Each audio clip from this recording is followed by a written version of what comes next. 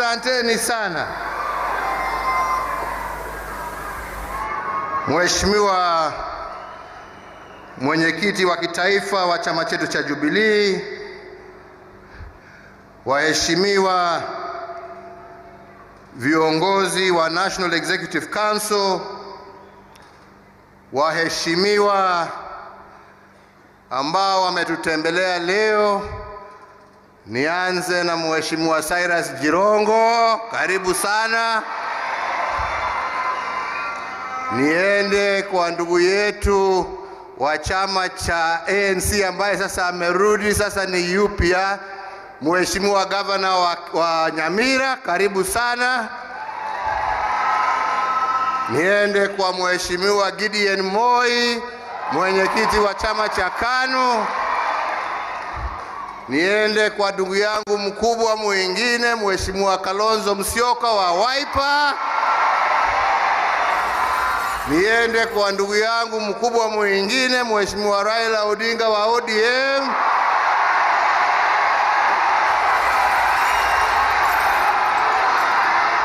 Niende kwa dadangu wa NAK, Mheshimiwa Charity Ngilu. Sijui kama nimewacha mwingine. Niende kwa ndugu yetu Mheshimiwa ambaye ndio chairman wa chama kipya cha DP. Karibu sana ndugu yetu. Haya, niende kwa ndugu yetu Mheshimiwa Governor wa Machakos, mkubwa wa Chapchap, karibu sana. Nafikiri nimewataja wote.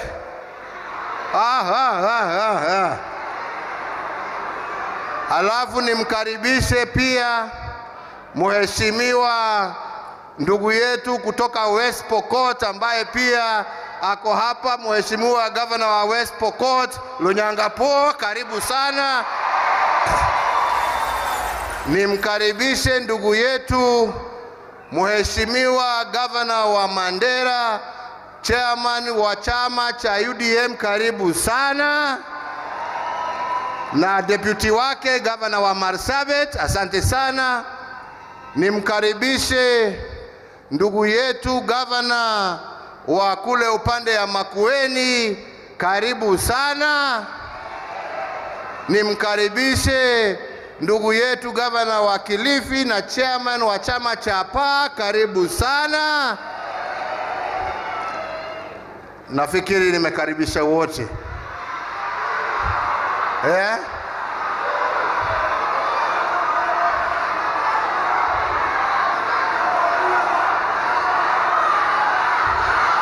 Nani?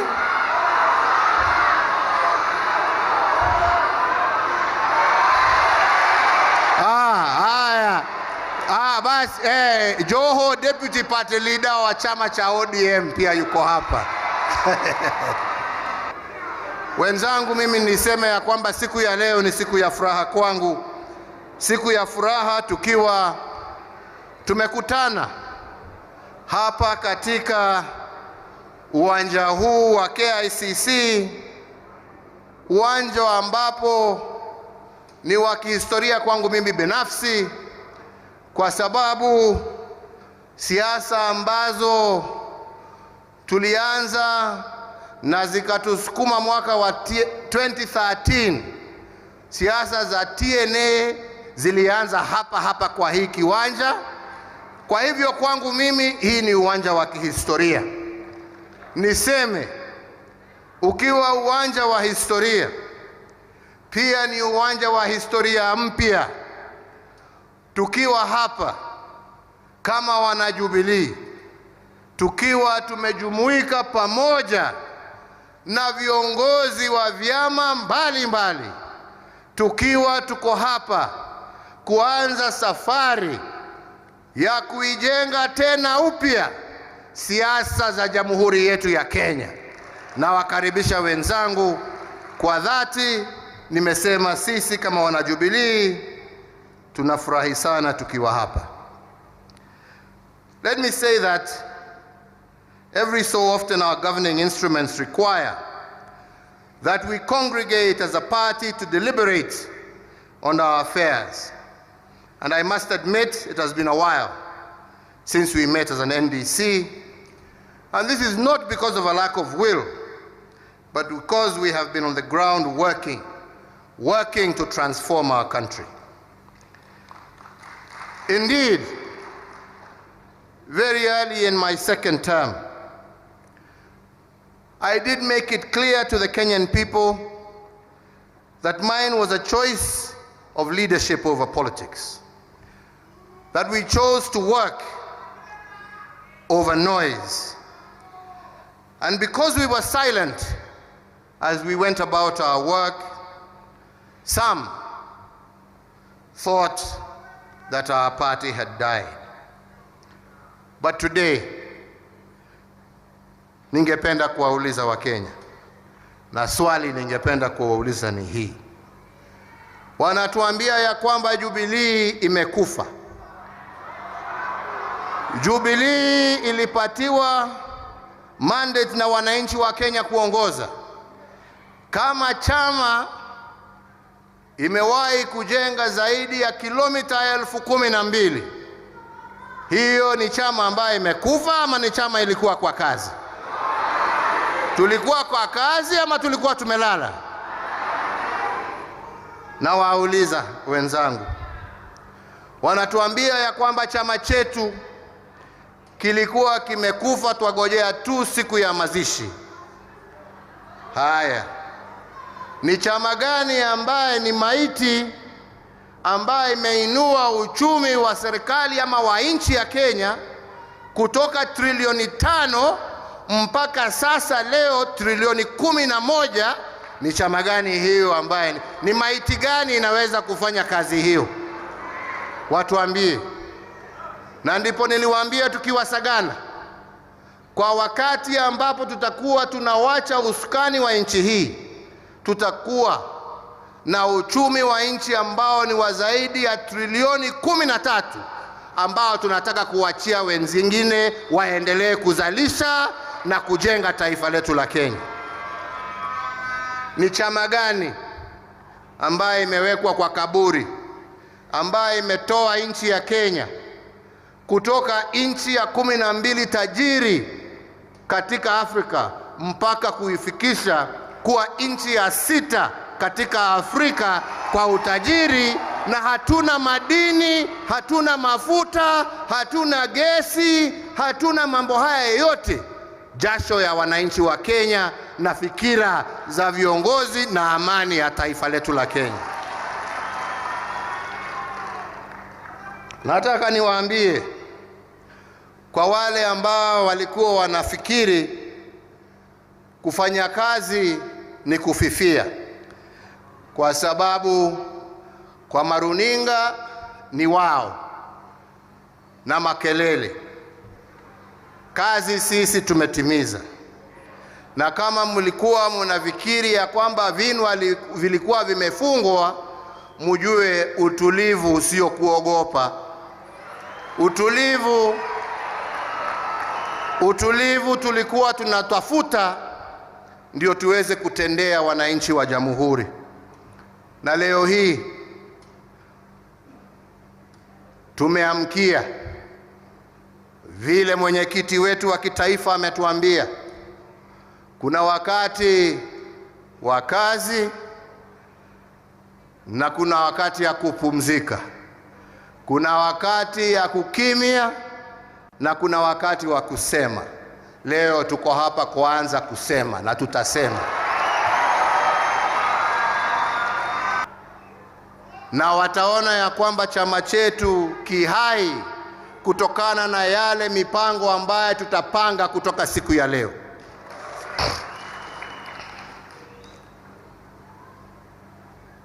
Leo wataona ya kwamba chama kimeguruma, chama kimeanza kazi. Na mimi nasema wengi walikuwa huko kusema ya kwamba Kwanza walianza kusema ya kwamba wamehama chama kwa sababu chama imekufa. Alafu tena wakati walishindwa kusema kazi, ni kwa nini kazi inaendelea kama kuna chama tawala, wakaanza kusema wamefukuzwa. Wa Jubilee wenzangu,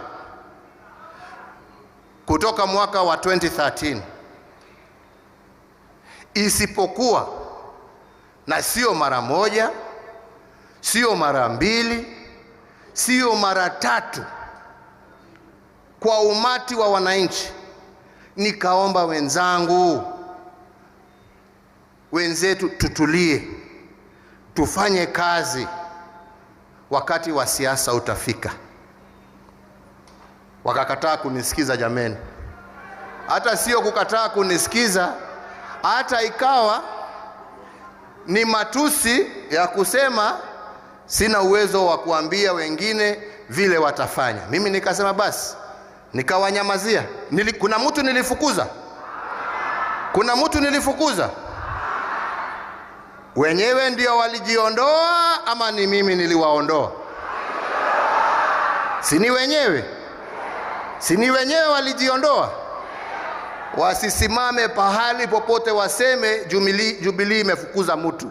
Ukijifukuza, jistaki wewe mwenyewe ni kwa sababu gani ulijifukuza, lakini usiseme kuna wengine ambao wamekufukuza. Umefukuzwa kwa sababu ya tamaa badala ya kutuliza tamaa. Haya, umejifukuza.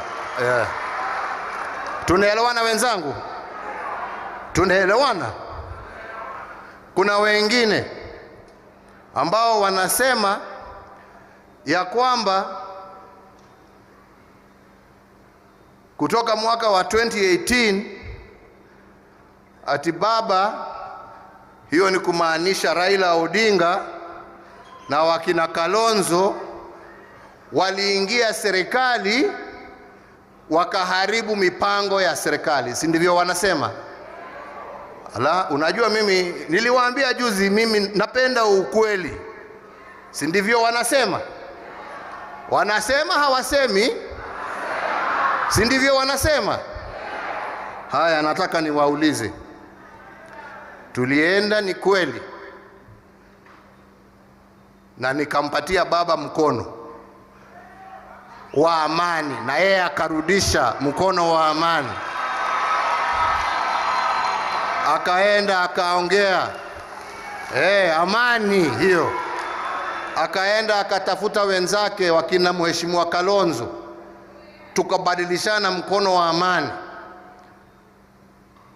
Nataka niwaulize, kuna cheo chochote ya serikali mumesikia Raila Odinga amepata na amenyang'anya wale ambao tulikuwa na wao Jubilee?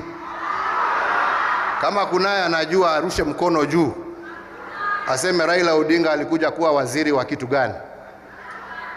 Kuna cheo chochote ambao mheshimiwa Kalonzo amekuja kuchukua? Leo bila kuogopa naweza kusema kwa uhaki ya kwamba mkono wa salamu ulikuwa wa amani, na sio mara ya kwanza.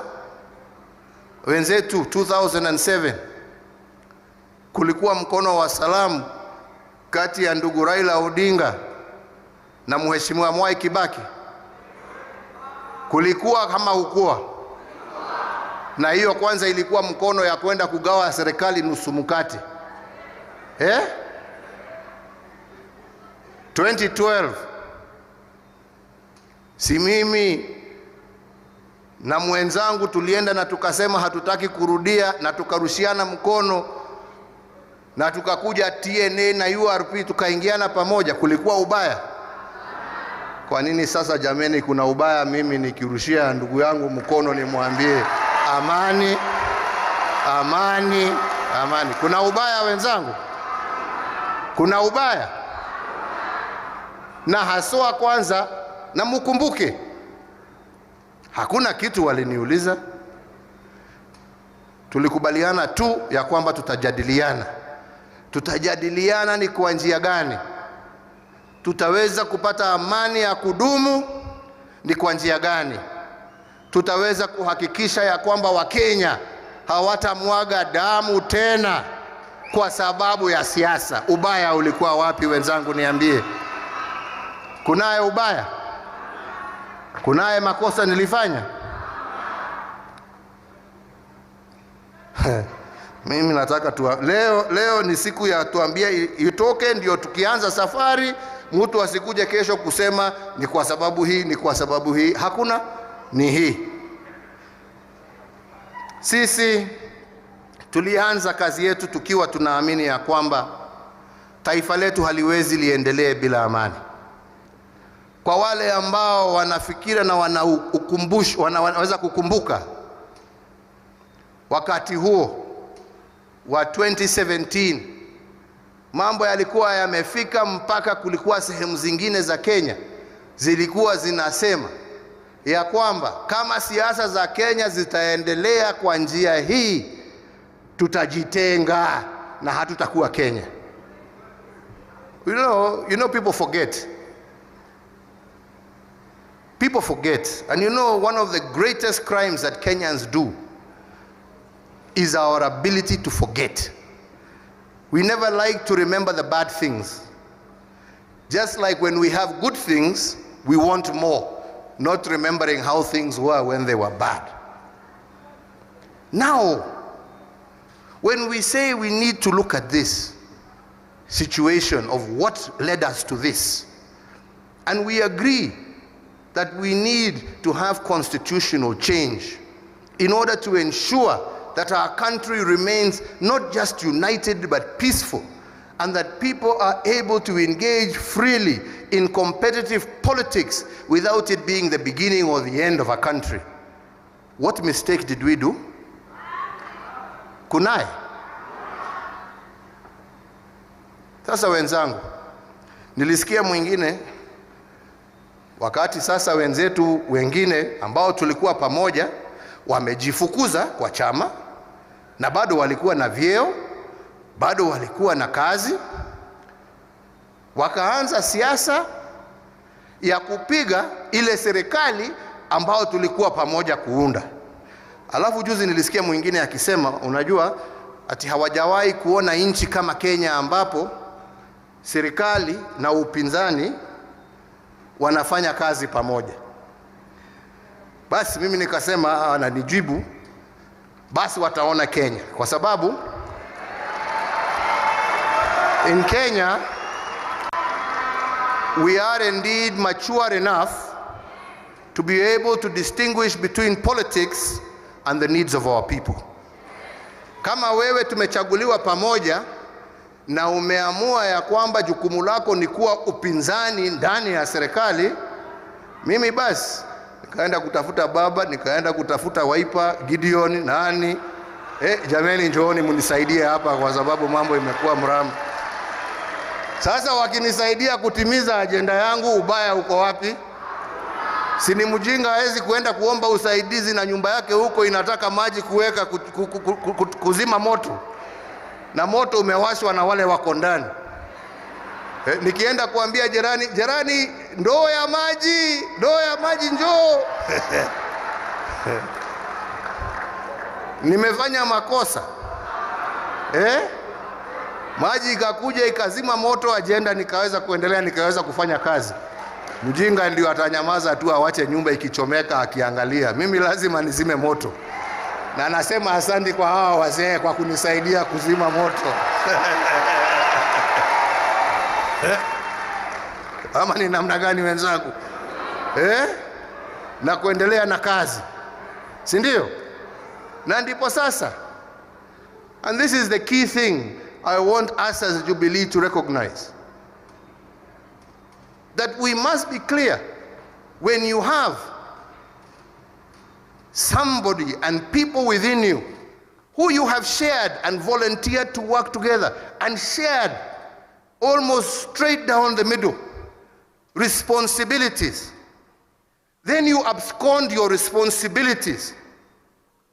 Then on the other side, you have somebody who you reached out to for peace and has asked you for nothing and supported you and helped you. which of the two is a better brother and a bigger brother?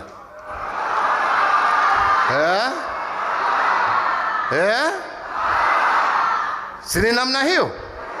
Sio mimi nasema, hata wewe kwako nyumbani ni yule jirani anakuja kukuokoa, huyo anazidi ndugu yako ambaye anakuangalia kwa mbali. Ama ni namna gani? Ama inaendaje? Sini hivyo? Na ndipo mimi nasema, you know,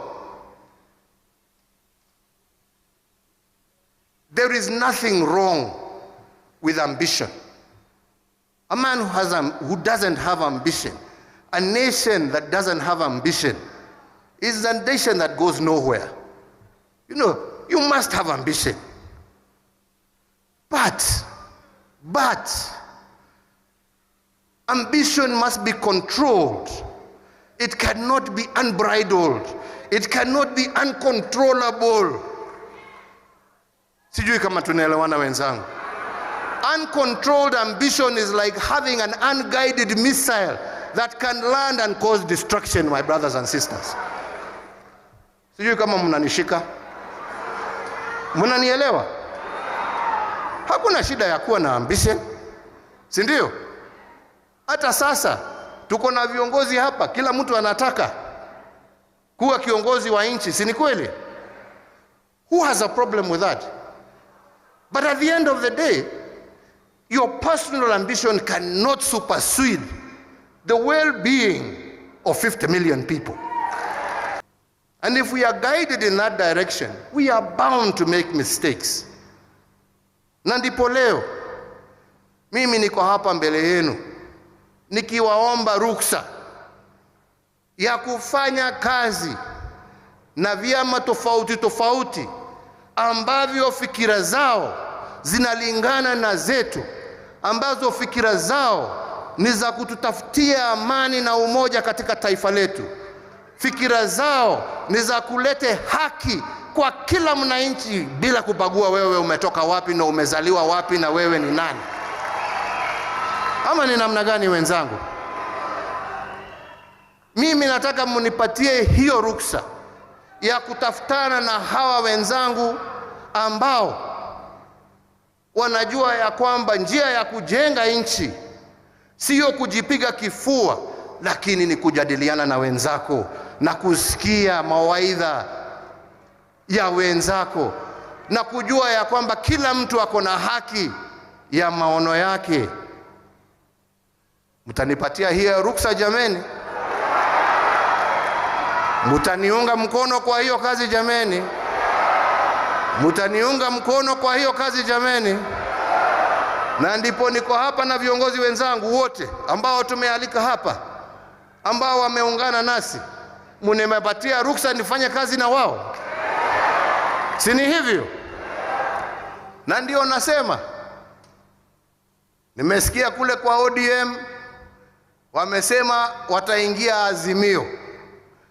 Nilisikia ndugu yangu Kalonzo Musyoka akisema wataingia Azimio. Hii Azimio One Kenya munaitaka hamuitaki? Munaitaka hamtaki?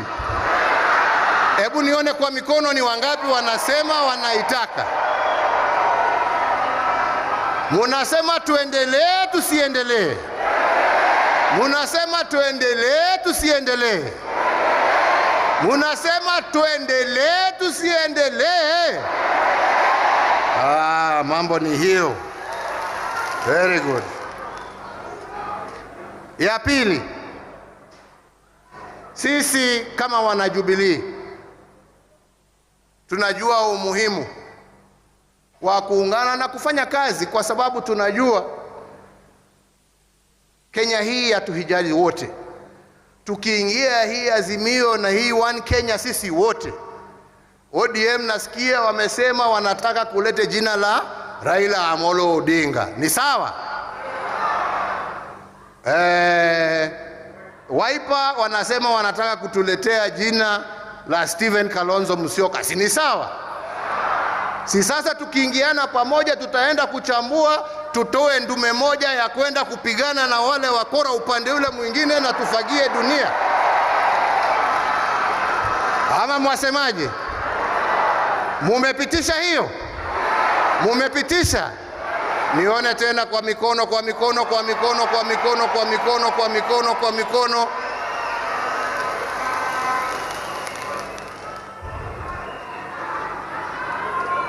Tuongoze nchi hii kwa kuleta watu pamoja. Si ni namna hiyo? Sasa kwa sababu mumenikubali, sisi kazi hiyo tutaendelea naye. Lakini mbele ya nimalize, niwaalike viongozi wachache pia waseme. Ningependa kuchukua fursa hii kumrudishia asante sana ndugu yetu Mheshimiwa Raphael Tuju, ambaye amekuwa katibu mkuu wa chama chetu cha Jubilee kutoka mwanzo mpaka leo, kwa kazi yote ambayo amefanya. Na yangu leo ni kumuomba akubali, hata kama anataka kuacha hiyo ya Secretary General, akubali aendelee kuwa kwa neki yetu jameni, yeah? Huyu ni Mkenya, anapenda amani, anapenda nchi. Mtakubali hiyo? Tuendelee kukua naye kwa neki ya chama chetu. Tusimtupe. Sisi sio watu ya kutupa wenzetu ambao wafanya kazi. Si ni kweli? Na baba, sijui huyu ni mtu yetu ya Jubilee, labda kuna kitu anatafuta huko, hata nyinyi mumsaidie jameni.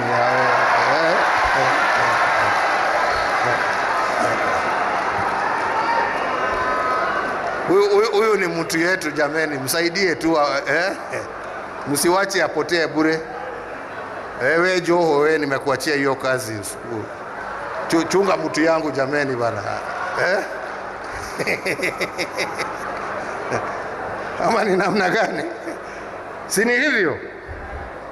Kwa hivyo kwa sasa ningependa kwa dakika chache nimuite Mheshimiwa Jirongo, nimuite Mheshimiwa Gideon Moi, nimuite Mheshimiwa Stephen Kalonzo Musyoka, nimuite Mheshimiwa Raila Amolo Odinga, waongee kwa niaba ya wageni wote ambao wamekuwa hapa. Hiyo itakuwa sawa? Itakuwa sawa? Itakuwa sawa? Haya, Mheshimiwa Jirongo, karibu useme lako moja mbili.